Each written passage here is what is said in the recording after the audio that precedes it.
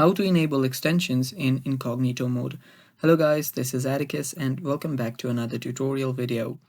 In today's video, I'll teach you guys how you can enable extensions in incognito mode. So let's get started.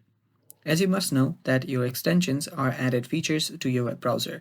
Now if you want to enable this in your incognito mode, what you'll need to do is tap on your extension icon on the top right here. This is the one. Then tap on manage extensions.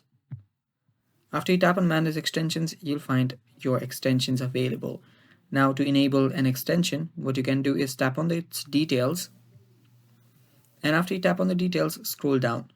There you will see an option that says allow incognito. All you have to do is enable this.